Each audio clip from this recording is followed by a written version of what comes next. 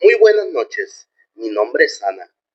Lo que voy a relatar es real, o al menos para mí lo fue. Todo comenzó hace unos años, cuando mi relación con Marco estaba colgando de un hilo. Éramos novios desde la universidad, ustedes ya se imaginarán, en la Ciudad de México, donde nos conocimos en una clase de literatura. Marco era ese tipo de chico que te hace reír hasta que te duele el estómago, alto, con ojos cafés que brillaban cuando hablaba de sus sueños, de ser escritor, pero el tiempo nos había desgastado. Él trabajaba en una editorial y yo en una agencia de marketing. Ah, y entre turnos interminables y discusiones por tonterías, el amor se estaba evaporando, esfumando. Peleábamos por todo, por quien lavaba los platos, porque no respondía a mis mensajes el rápido, por si salía con sus amigos sin mí. Sí, sí, ya sé. Yo lo amaba de verdad, pero sentía que se alejaba y en mi desesperación busqué soluciones en lugares donde la verdad no debí de haber buscado. Una noche, mientras me la pasaba navegando por esos foros de Reddit y grupos de Facebook sobre, sí, se imaginarán, amarres de amor, leí sobre la bruja de Aculco. Aculco es un pueblo en el Estado de México, conocido por cascadas y quesos artesanales, pero también por leyendas antiguas. Dicen que allí vive una mujer, o algo que parece una mujer, que puede atar almas con hilos invisibles. No era una charlatana de mercado, era real. Decían los posts y varios hilos que vi. La gente juraba que sus hechizos funcionaban, pero con un costo. No vayas. Si no estás dispuesta a pagar con tu alma, escribió alguien, anónimamente. Yo tonta ignoré las advertencias. Pensé, que puede salir mal. Solo quería que Marco me amara como antes, que no mirara a otras, que fuera mío para siempre. Decidí ir. Me acuerdo, era un viernes por la tarde, cuando tomé el autobús desde la terminal del norte. El viaje duró unas 3 horas, serpenteando por carreteras rodeadas de campos áridos, ay, y cerros que parecían guardianes silenciosos. Me acuerdo cuando llegué a Culco, al atardecer, cuando el sol se teñía el cielo de un rojo color sangre. Me acuerdo que se me erizó la piel. El pueblo era pintoresco, casas de adobe, una iglesia antigua, con campanas que teñían lúgubremente, y vendedores ambulantes, ofreciendo los famosos elotes y quesadillas. Pregunté por la bruja con discreción, fingiendo un interés, pues, turístico. La mayoría me miró con ojos asustados y negó con la cabeza. Mija, no la busques, me dijo una señora mayor, vendiendo flores. Ella no es de este mundo. Pero una chica joven con pelo teñido de morado y piercings en la nariz me dio una pista. Ve al bosque, al norte, más allá de las cascadas. Sigue el camino de piedras blancas hasta que veas una cabaña con humo negro saliendo de la chimenea. Pero ten cuidado, a veces el humo huele a carne quemada. En ese momento mi estómago se revolvió, pero no me detuve.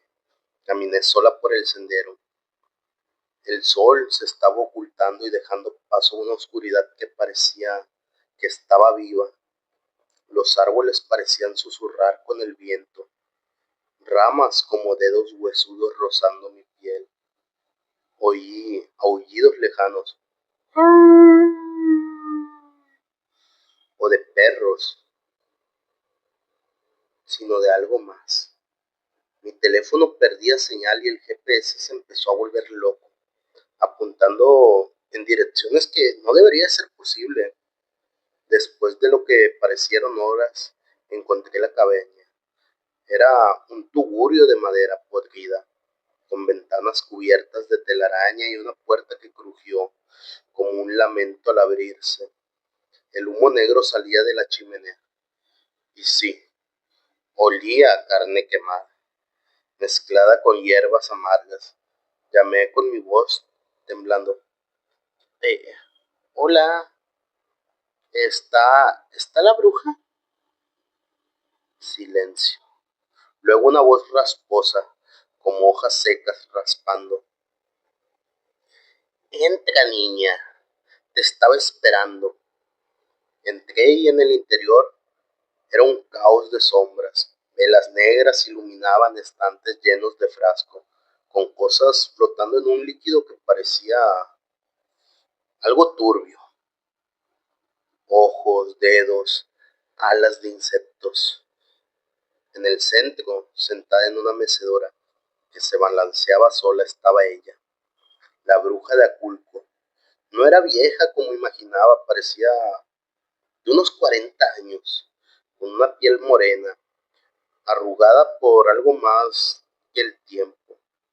Sus ojos eran negros, como pozos sin fondo, y un vestido raído, cubierto de símbolos, que, solo de recordarlos, dolían el hecho de mirar. Su sonrisa revelaba dientes afilados, demasiado blancos. Sé por qué vienes, dijo sin que yo hablara. Tu hombre se aleja. Quieres atarlo. Un amarre eterno, ¿verdad? Un amarre. Asentí aterrorizada pero decidida. Le conté todo sobre Marco, nuestras peleas, mi miedo a perderlo. Ella rió. El amor no se ata con palabras, niña. Se ata con sangre y sombras. Me pidió una foto de Marco, un mechón de mi pelo y algo personal de él. Robé una camisa suya. La vi preparar el ritual allí mismo. Encendió un fuego en un caldero, murmurando en una lengua antigua, según ella, que hacía que el aire se espesara. La vi verter la sangre de un frasco. No pregunté de qué, y ató la foto y el mechón con un hilo rojo que parecía palpitar como una vena. Este amarre lo hará tuyo, susurró. Te complacerá en todo, te va a adorar como a una diosa. Pero cuidado, hija, lo que atas no se desatará tan fácilmente. Pagué con dinero y una promesa. Volver si algo salía mal. Salí de allí con el corazón acelerado. Ay, aún me acuerdo en ese momento. Hilo rojo en mi bolsillo. Esa noche en el autobús de regreso, soñé con ojos negros mirándome desde las ventanillas. Al día siguiente todo cambió. Me acuerdo que Marco me llamó temprano. Su voz era un amor juvenil, todavía me acuerdo, que no había oído en meses. Ana, te extraño tanto. Ven, por favor, haré lo que sea por ti. Fui a su departamento y allí estaba él cocinando mi comida favorita, besándome como si fuera la primera vez. Al principio fue perfecto, me complacía en todo. Si decía yo que quería ver una película, la ponía inmediatamente. Si mencionaba un antojo, salía a comprarlo, aunque fuera medianoche. Nuestras peleas estaban desapareciendo. Era como si yo fuera su centro de su universo. Pero pronto lo noté. Algo malo en sus ojos. A veces cambiaban, brillaban de un color rojizo, como si algo más mirara a través de ellos. Se empezó a volver obsesivo. Si salía con mis amigas, me bombardeaba con mensajes. ¿Dónde estás? ¿Con quién? Ay, te amo tanto. No soporto no saber. Al principio lo tomé como celos lindos, pero la cosa se fue empeorando. Me controlaba. Revisaba mi teléfono. Insistía en que le contara cada maldito minuto de mi día. Todo lo hago por ti, Ana, para hacerte feliz. Pero su voz sonaba hueca. Luego empezó la crueldad, no hacia mí, sino hacia sí mismo y los demás. Si alguien me molestaba en el trabajo, él amenazaba con confrontarlos, sus puños apretados hasta sangrar. Una vez un amigo mío bromeó conmigo en una fiesta, y aún lo recuerdo. Marco lo miró con una rabia que helaba la sangre.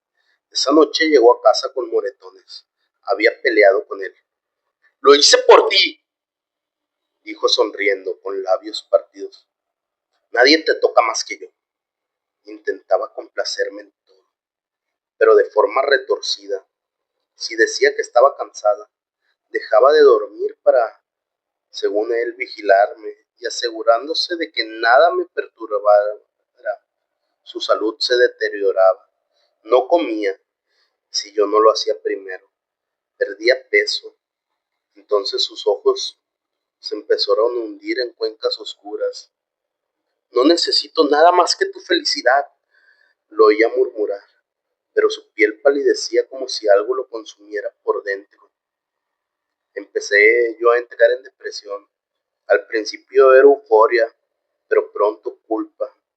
Veía cómo Marcos se demoraba, dejaba su trabajo porque quería estar siempre conmigo, ignoraba a su familia, se aislaba. Una noche lo encontré cortándose el brazo con un cuchillo, dibujando mi inicial en su piel. Para que sepas, para que sepas que soy tuyo, dijo con una sonrisa maníaca. Grité, pero él solo me abrazó susurrando. Todo por ti, mi amor, todo. Lloraba sola en el baño, sintiendo ansiedad, como un nudo en el pecho. ¿Qué había hecho? Por mi egoísmo lo había convertido en un monstruo, en un esclavo de mis deseos. Por algo sobrenatural, soñaba con la bruja, sus ojos negros riendo en mis pesadillas, y despertaba con marcas en los brazos, como si dedos invisibles me hubieran arañado. La ansiedad empezó a crecer. ¡Ah! Cada día Marcos empeoraba. Empezaba a hablar solo, murmurando promesas que no entendía en una lengua muy distinta. Los objetos se movían solos en el departamento, vasos cayendo, las luces parpadeando. Una vez vi una sombra detrás de él, una figura alta, con cuernos. Estaba susurrándole al oído. Es el espíritu de la madre, pensé aterrorizada. Él intentaba complacerme de formas enfermas. Mataba insectos con saña si me molestaban, o se privaba de sueño para protegerme de los sueños malos. Su razón empezó a irse evaporando, como si su alma estuviera atada a la mía con cadenas. Lloraba por las noches acurrucada en la cama mientras él velaba a mi lado, sus ojos rojos fijos en mí. Entonces lo pensé, lo destruí. Me repetí una vez, lo destruí, lo destruí. Por una bruja, por un estúpido hechizo lo llevé a la locura. No aguanté más. 2 meses después volví a Culco. Esta vez el viaje fue una pesadilla.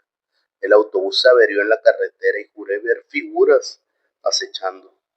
Caminé al bosque bajo una luna llena que teñía todo de plata. La cabaña estaba ahí, pero el humo ahora era rojo, como sangre vaporizada. Golpeé la puerta. Deshazlo, por favor. La bruja abrió sus ojos, más negros que antes, con venas rojas serpenteando. Niña tonta, las cosas no funcionan así. El amarre es un pacto con las sombras. Una vez atado el hilo, se enreda en el alma. No se va a deshacer si no hay un precio mayor. Le supliqué llorando. Y el sonido que hizo, los árboles aullaron. Para romperlo debes de ofrecer algo tuyo. Tu cordura, quizás, o su vida. Me dio un frasco con un líquido negro. Bébelo, juntos, bajo la luna nueva. Pero te advierto, las sombras no sueltan fácil. Se saldrán de control. En ese momento salí corriendo, el frasco quemando mi mano como si fuera ácido. Las cosas empeoraron. Marco se volvió violento en su obsesión. Me empezó a seguir a todas partes. Empezó a romper los espejos y veía mi reflejo solo. ¡Eres mía! Solo mía, gritaba. Empezaron a ver apariciones de sombras en las paredes, formando caras, gritando, voces susurrando mi nombre en la oscuridad. Una noche encontré a Marco arañando las paredes, sangrando las uñas. Las voces dicen que debo matarme si no eres tú feliz. Grité y algo invisible me empujó contra la pared, rompiendo un jarrón. La ansiedad me empezó a consumir más. Ya no comía yo, no dormía. Veía a la bruja en cada espejo hasta que por fin llegó la luna nueva. Preparé el ritual en nuestro departamento. Estaba temblando. Marco en su estado accedió ciegamente. Si te hace feliz, lo voy a hacer. Bebimos el líquido que sabía asqueroso y tosí sangre. El mundo se torció, las paredes sangraron, sombras cobraron vidas, atacándonos con garras. Marcos convulsionó gritando en una lengua que yo no entendía, sus ojos volviéndose completamente negros. Luché contra entidades invisibles que me estrangulaban, susurrando en mi oído. Tú lo hiciste, tú lo destruiste.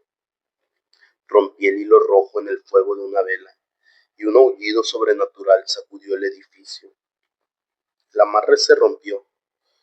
Marcos colapsó inconsciente, pero cuando despertó en el hospital no era el mismo. Gritaba de terrores invisibles. Él decía que veía demonios en cada esquina. Los médicos lo diagnosticaron con esquizofrenia aguda, inducida por estrés extremo. Lo internaron en una institución psiquiátrica en las afueras de la ciudad, donde pasa los días medicado, murmurando sobre sombras que lo atan. Yo lo visito y me mira con ojos vacíos y susurra. Ana, Ana, ¿por qué me ataste, Ana? ¿Por qué me ataste, Ana? Yo quedé destrozada. Este es el primer relato, chicos, no se pierdan. En unos segundos va a iniciar el segundo relato. Todo comenzó en el verano del 2023. Mi esposa María y yo decidimos mudarnos de la Ciudad de México a Tlaxcala. Queríamos una vida más tranquila, lejos de todo este pinche ruido. El tráfico y el estrés nos tenían hartos, nos estaba matando. Teníamos a nuestro hijo, Mateo, de apenas unos 4 años. Un niño risueño, con ojos grandes y curiosos, que amaba correr por los parques. Encontramos una casa en una zona rural, cerca de Huamantla, un pueblo rodeado de campos de maíz y cerros que se perdían en la niebla matutina. La casa era vieja, de adobe, con un patio trasero que daba a un bosque espeso. El agente inmobiliario nos dijo que era una propiedad familiar, abandonada por años, pero en muy buen estado. Pagamos muy poco y pensamos que era una ganga. Aquí criaremos a Mateo, en paz, por fin, le dije a María mientras descargábamos las cajas del camión de mudanzas. Ella sonrió ajustando su cabello sudoroso, pero noté un brillo de duda en sus ojos marrones. Está muy aislado, ella murmuró, mirando el camino de tierra que llevaba al pueblo. Pero sí será bueno para él. Mateo corría alrededor recogiendo piedras y flores silvestres, ajeno a todo. Los primeros días fueron idílicos, o al menos eso creíamos. Desempacamos bajo el sol caliente, el aire lleno de aroma a tierra húmeda y maíz. Decidimos ir a explorar el pueblo, el mercado central con vendedores gritando precios de tlacoyos humeantes y quesadillas rellenas de flor de calabaza, las iglesias coloniales con campanas que tenían el atardecer y la gente amable que nos saludaba con un buenos días, tan cálido. Compramos provisiones, lo mismo de siempre, un poco de frutas y tortillas, un juguete para Mateo. Mira, papi, vuela, vuela, dijo riendo. María y yo nos besamos en la plaza sintiéndonos totalmente renovados. Esto es lo que necesitábamos, se lo dije. Pero pronto conocimos a las vecinas. Vivían en la casa contigua, una construcción algo derruida, con techos de teja rota y gallinas picoteando en el suelo polvoriento. Eran 3 hermanas, doña Rosa la mayor, con arrugas profundas como surcos en la tierra seca, ojos negros que parecían pozos sin fondo. Carmelita la mediana, siempre con un rebozo negro que le cubría el cabello gris y daba un aire de viuda eterna. Y la más joven, Lupita, que no pasaba de los 30, pero tenía una mirada vacía, como si algo lo hubiera consumido por dentro, dejando solo una cáscara.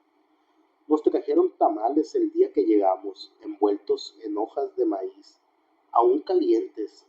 Bienvenidos, vecinos, dijo doña Rosa con una sonrisa que no llegaba a sus ojos, extendiendo la canasta. Somos las hermanas Gómez. Vivimos aquí desde siempre. María tomó los tamales con cortesía, pero yo noté cómo Lupita fijaba la vista en Mateo, quien se escondía detrás de mis piernas. Ella extendió una mano huesuda, uñas largas y amarillentas, para acariciar su mejilla. ¡Qué niño tan bonito!, murmuró su voz, un susurro rasposo, tan tierno, tan fresco. Mateo se apartó y María lo atrajo hacia ella, tensándose. Gracias por los tamales, dijo con una voz forzada. Somos Alejandro, María y Mateo. Las hermanas asintieron y se fueron, pero no sin que Carmelita añadiera: cuiden al pequeño, la noche aquí es hambrienta. Al principio era solo rarezas, cosas que atribuíamos al cambio de ambiente. Oíamos risas en la noche como de mujeres cuchicheando en el patio compartido que separaba nuestras casas, sonidos bajos, casi inaudibles, pero que me despertaban con un sobresalto. ¡Ah! Serán ellas charlando, le decía a María, quien se acurrucaba contra mí en la cama. Mateo empezó a quejarse de sueños muy extraños. Mamá, mamá, hay señoras volando fuera de mi ventana, con alas grandes y ojos brillantes. Lo calmábamos con cuentos de hadas, pensando que era su imaginación imperativa influenciada por el nuevo lugar. Le contábamos historias de superhéroes que derrotaban monstruos y él se dormía abrazando su osito de peluche. Pero una noche me desperté con un escalofrío que recorrió la espina dorsal. El aire estaba frío, a pesar del calor veraniego. Miré por la ventana de nuestra habitación que daba al patio y las vi. siluetas moviéndose en el bosque. Al fondo, pensé en coyotes o perros salvajes, pero el aullido que siguió no era animal, era humano, gutural, como un lamento ahogado en sangre y dolor. Me incorporé en ese momento. Mi corazón estaba latiendo como tambor en mi pecho. María se despertó. ¿Qué fue eso? Nada, amor, vuelve a dormir. Pero no pude. Me quedé mirando la oscuridad, sintiendo ojos invisibles sobre nosotros.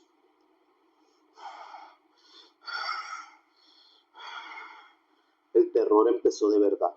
Una semana después, era una mañana soleada, pero Mateo amaneció llorando en su habitación. ¡Me picó! ¡Papá, algo me picó!, dijo frotándose el cuello. Levanté su camiseta y vi una marca. 2 puntitos rojos, como mordidas de insecto, pero hinchados y purpúreos, con un halo de piel irritada alrededor. Sangre seca se adhería a su pijama. Déjame ver, dijo María, palideciendo. Lo examinamos y aunque no parecía grave, algo en mí se revolvió. Lo llevamos rápidamente al médico del pueblo, un hombre mayor en una clínica improvisada. Alergia. Alergia a mosquitos, dijo, prescribiendo una crema. Este lugar tiene muchos bichos. Regresamos a casa, pero esa noche oí ruidos. En la habitación de Mateo, un rasguño suave, como uñas en la madera. Me levanté de un salto, descalzo. Hizo frío bajo mis pies. Abrí la puerta sigilosamente. Mi corazón dio un vuelco. La ventana estaba abierta, a pesar de que la habíamos cerrado con la llave antes de dormir. Mateo dormía inquieto, pero su pijama estaba manchado de gotas de sangre fresca. Otra mordida, esta vez en el brazo, más profunda, con bordes irregulares. ¡María! Ella entró corriendo al verlo, se tapó la boca para no gritar. Me acuerdo que esa noche nos soltamos llorando, abrazados en el suelo junto a su cama, mientras el niño gemía en sueños, sudando fiebre baja. ¿Qué le está pasando?, lloraba María. Yo no tenía respuestas, solo un nudo en el estómago. Empecé a sospechar de las vecinas. Casi inmediatamente las veía mirándonos desde su porche, con esos ojos hambrientos, fijos en Mateo. Cuando jugaba en el patio, doña Rosa vino un día con una canasta de frutas, manzanas rojas, peras jugosas para el niño, dijo, su voz dulce, pero con un matiz que me erizaba la piel. Acepté, pero cuando abrí la cocina, encontré una pluma negra dentro, como de un cuervo, manchada de algo pegajoso. María la vio y la tiró al fuego furiosa. Algo no está bien con ellas, me dijo, sus manos temblando. La forma en que miraban a Mateo es como que si quisieran comérselo. Investigamos un poco. Preguntamos en el mercado a un vendedor de hierbas, un hombre arrugado llamado Juan. Baja la voz, mirando alrededor. Las hermanas Gómez. La gente dice que son tlahuelpuchis, brujas antiguas de los nahuas.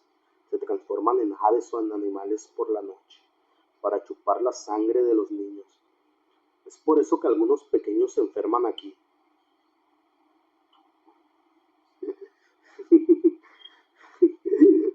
Reímos nerviosamente al principio.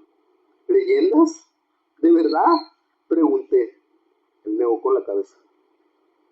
No, señor. He visto cosas. Cuiden a su hijo.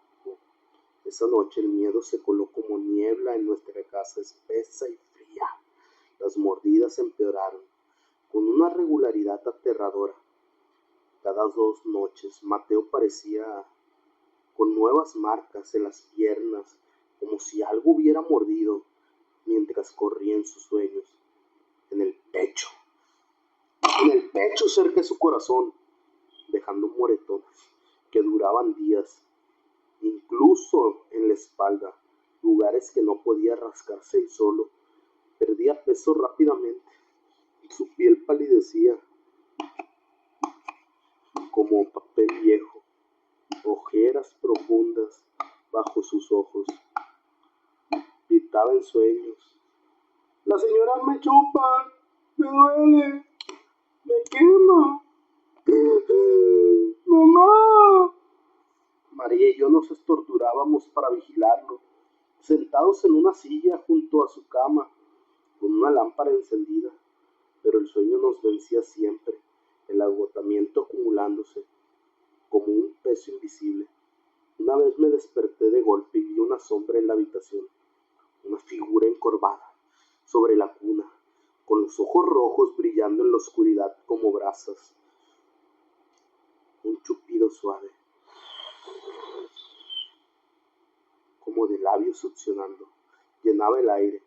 Grité y encendí la luz y la figura desapareció en un parpadeo, dejando solo un maldito olor fétido, como a carne podrida y tierra húmeda. Mateo lloraba, una mordida fresca en el hombro. ¡Hijas de puta!, rugí. El coraje me invadió como una lava. María me calmó, pero sus ojos estaban llenos de terror. Tenemos que hacer algo, Alejandro. Esto no es normal. Intentamos protegernos con todo lo que se nos ocurrió. Clavamos cruces de madera en las ventanas. Esparcimos sal gruesa en el umbral de cada puerta, como nos había sugerido Juan. Colgamos ajos en racimos del techo y María rezaba el rosario cada noche. Su voz temblorosa, pero las clahuelpuchis eran astutas, más antiguas que nuestras defensas.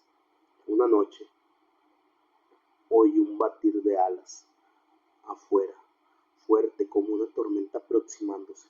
Salí al patio con una linterna, el aire frío picando mi piel. Vi a Lupita de pie en la oscuridad, pero no era ella.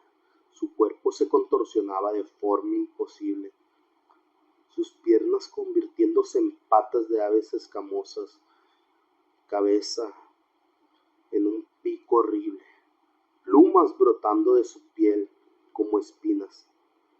¡Aléjate de mi hijo! ¡Maldita!, grité lanzándole una piedra que encontré en el suelo. Ella se rió con un sonido como vidrio rompiéndose en 1000 pedazos y voló hacia el bosque. Una sombra negra contra la luna. Me acuerdo que volví adentro temblando, el terror clavado en mis huesos como cuchillos. María me encontró en el piso sollozando de rabia y de frustración. Las mataré si tocan a Mateo otra vez, juré. Ella me abrazó, pero su cuerpo temblaba tanto como el mío. En ese momento el dolor se intensificó hasta volverse insoportable. Mateo lamentablemente enfermó gravemente, fiebre alta que no bajaba con medicinas, delirios que balbuceaba sobre señoras con bocas llenas de dientes. Las brujas me quieren comer, papá, me quieren comer, decía entre sollozos, su manita aferrada a la mía. Llamamos a un pediatra de la ciudad cercana, quien vino en su camioneta y lo examinó. Anemia severa, inexplicable. Necesita transfusiones, dijo, pero no encontró causa. Nosotros sabíamos la verdad. Pero ¿cómo? ¿Cómo explicarlo sin sonar locos? Las vecinas nos acosaban ahora abiertamente, dejaban plumas ensangrentadas en nuestra puerta, susurraban en náhuatl cuando pasábamos por su casa. Doña Rosa me confrontó un día en el camino. El niño es nuestro, su sangre es dulce, como miel fresca, nos pertenece. La empujé, ciego de odio, mi puño cerrándose. ¡Malditas brujas! Los denunciaré a la policía. Pero cuando fuimos a la estación del pueblo, el oficial rió Son solo cuentos de viejas, señor. Las hermanas Gómez son inofensivas. Nos sentíamos solos, atrapados en una pesadilla que cerraba alrededor de nuestro con una jaula. La obsesión de las Tlahuelpuchis por Mateo era enfermiza, un hambre que se palpaba en el aire. Lo seguían con la mirada cuando jugaba, lamían sus labios secos como si ya saborearan su sangre. Una tarde, mientras María lavaba la ropa en el patio, Mateo desapareció. Me acuerdo que lo llamamos frenético buscando bajo la casa, en el bosque cercano. El pánico me ahogaba. ¿Dónde estás, hijo? ¡Hijo! ¿Dónde estás? Lo encontramos en la casa de las brujas, sentado en el regazo de Carmelita, con una mordida fresca en la mano, sangre goteando. Solo jugábamos, dijo ella, con una sonrisa torcida, sus dientes amarillentos brillando. Arranqué a mi hijo de allí, gritando insultos que resonaron en el aire. Perros rabiosas, no se acerquen. María y yo discutimos esa noche en la cocina, en voces bajas para no despertar a Mateo. Ella quería huir inmediatamente, empacar y irnos al amanecer. No soporto esto más, Alejandro. Mira lo que le están haciendo. En cambio yo quería venganza. El coraje quemaba mi pecho. No dejaré que nos corran como ratas. Vamos a luchar. Pero el coraje se mezclaba con un miedo profundo. Soñaba con ellas chupando mi propia sangre, riendo mientras mi familia moría lenta y dolorosamente. Las dificultades se acumulaban como montañas. Nuestra relación se empezó a tensar. María me culpaba por no irnos antes, yo a ella por no ser más fuerte. El dinero empezó a escasear, ya que no podíamos trabajar con el constante vigilancia que teníamos sobre Mateo. Dejaba de jugar, se volvió un niño callado, empezó a temerle a la oscuridad. Intentamos otras defensas, compré un perro guardián, un mastín grande. Lamentablemente, amaneció muerto al día siguiente, el cuello rasgado, su sangre drenada. Vean lo que pasa cuando nos desafían, susurró Lupita desde su porche. El odio crecía en mí como una planta venenosa, raíces profundas.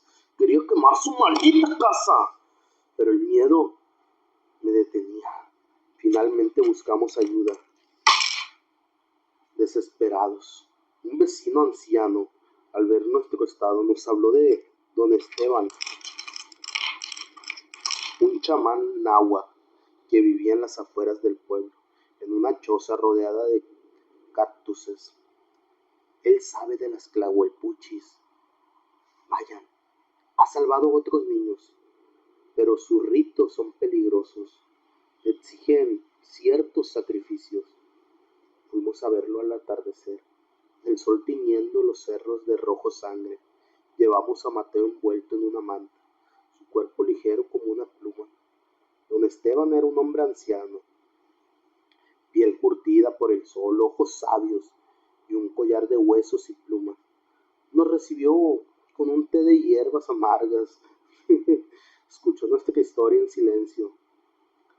Estaba fumando tan tranquilamente un tabaco salvaje. Las Tlahuelpuchis son antiguas, espíritus malditos que se alimentan de la inocencia de los niños para mantener su juventud eterna. Han elegido a su hijo porque su sangre es pura, no está contaminada del mundo moderno, nos advirtió. Para combatirlas van a necesitar mucha fe. El ritual involucra rezos muy viejos, ofrendas de sangre propia y enfrentarlas directamente. Muchas familias han fallado y lo han perdido todo. En ese momento aceptamos sin dudar. Esa misma noche, en su choza iluminada por velas, empezó el rito. Encendió copal en un brasero, el humo espeso y aromático llenando el aire, haciendo que mis ojos lagrimearan. Rezamos oraciones nahuas, palabras que resonaban como ecos de siglos pasados. Quetzalcóatl para sabiduría, Zipetotec para renovación. Don Esteban pintó símbolos en nuestra piel, con sangre de una gallina sacrificada. Cruces invertidas para repeler el mal, ojos vigilantes para ver lo invisible. Mantengan los ocultos bajo la ropa, dijo.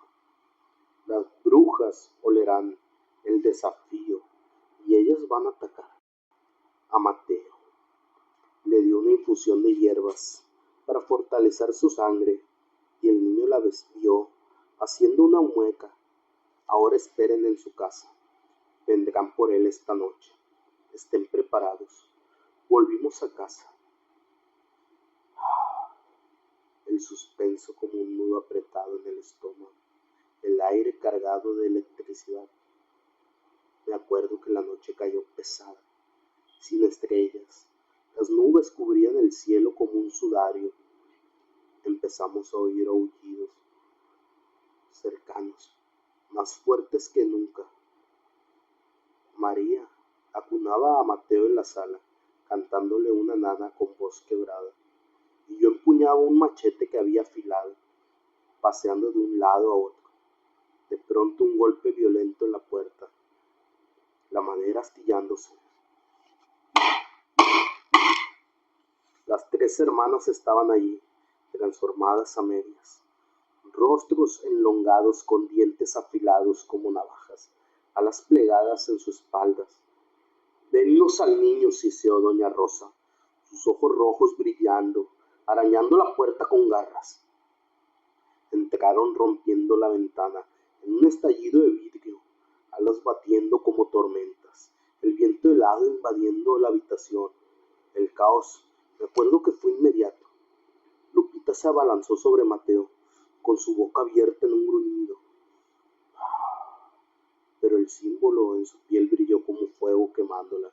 Gritó de dolor retrocediéndose con humo, saliendo de su mano. Carmelita me atacó, clavando garras en mi brazo, rasgando la carne, el dolor ardiente como fuego líquido. «¡Muere, bruja!», rugí cortando con el machete en un arco salvaje. La tajé el ala. Salió un líquido negro que salpicó el piso. El olor era nauseabundo. Doña Rosa voló hacia María, quien la golpeó con una lámpara. Los vidrios salieron volando. «¡No toquen a mi familia!», aullaba María, transformada en una leona a causa del coraje. Don Esteban llegó corriendo, su silueta en la puerta como un salvador. Empezó a cantar unos rezos que sonaban como truenos, palabras que hacían vibrar el aire. Esparció sal bendita en un círculo alrededor nuestro, y las clahuelpuchis chillaron, contorsionándose en agonía. Realizó un rito final, clavó estacas de madera sagrada, untadas en nuestra sangre en el suelo, formando un pentáculo. Lupita mordió mi pierna. Tenía veneno la maldita. Mis venas se quemaron. Caí de rodillas. Mi visión se empezó a volver borrosa, el mundo girando. Pero vi a María golpeando a Carmelita con una silla de madera, crujiendo, y a don Esteban empujando a doña Rosa al círculo, donde ella se disolvió en humo negro gritando. El ritual duró horas. Sudábamos, sangrábamos, el terror mezclado con odio que nos daba fuerza. Mateo, protegido en el centro, vio todo con ojos aterrorizados, llorando en silencio. Finalmente las brujas huyeron al bosque, debilitadas pero no destruidas por completo. Sus aullidos se desvanecieron en la noche. Don Esteban jadeaba. Han ganado esta batalla, pero no la guerra. Volverán, si se quedan. Deben irse de Tlaxcala, lejos de su territorio. Todavía me acuerdo de aquellos días. Mi pierna aún cojea por el veneno. María se despierta con pesadillas gritando. Y Mateo, él se volvió emocionalmente inestable, miedoso de la oscuridad. Vendimos la casa casi regalada, empacamos lo esencial y vivimos en nuestro viejo auto, dejando atrás ese maldito pueblo. Ahora vivimos en una ciudad grande, con luces siempre encendidas. El ruido constante que ahoga los recuerdos nos tranquiliza ahora.